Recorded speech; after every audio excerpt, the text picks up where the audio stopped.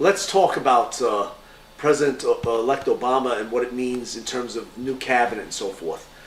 I'm a student of history.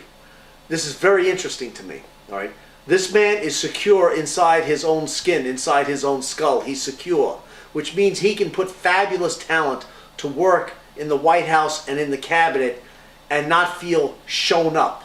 All right, this is an issue for a lot of presidents. They don't want fabulous talent sitting in the cabinet. They want good talent, but not people with world-class reputations and so forth. First of all, his selection of Rahm Emanuel as his chief of staff is an absolutely gifted appointment. The only guy comparable that I thought he could have selected would have been Tom Daschle, who was the former majority leader of the United States Senate.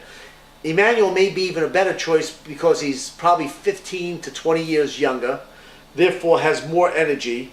He's very combative. You want that in a chief of staff, because he's not going to be interacting with Republicans. He's going to be interacting with a Democratic control, both houses controlled by Democrats. So you need a tough guy who protects the president's time, who schedules the appointments, who determines what goes across the president's desk, what doesn't.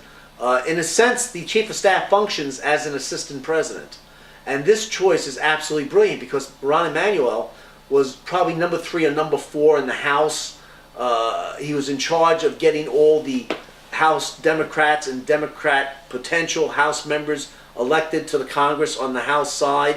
He knows how the House operates. And he was also a man who in the past functioned in the White House under Bill Clinton in an assistant chief of staff capacity in reality. So he understands the errors that might have been made there. He understands the good things. He understands, at this point, I suggest to you that he understands what I would refer to as best practices as well as anybody else. I also think that they're bandying around the name John Kerry as a potential Secretary of State, which would be an absolutely buriant choice. The man was a gifted orator. I happen to vote Republican most of the time, but I thought in 2004 John Kerry buried George Bush in the debates. I thought he was an absolutely brilliant, gifted orator, and the reality is he came within 80,000 votes in Ohio of defeating a sitting president of the United States.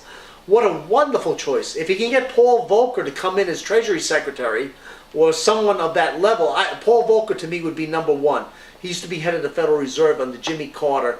This is a guy with 40 years of experience. He understands the economy and he is totally 100% honest. I would trust Paul Volcker to do the right thing, and I wouldn't trust many people with $700 billion of the public treasury. But Paul Volcker, this man wouldn't steal a penny. Not a postage stamp, all right? I think we're going to see the finest cabinet in potentially in generations in the White House under Barack Obama, and I'm really looking forward on a daily basis to hearing his choices. If you want more information on these topics or other topics, come visit the website and have a great day. Bye-bye now.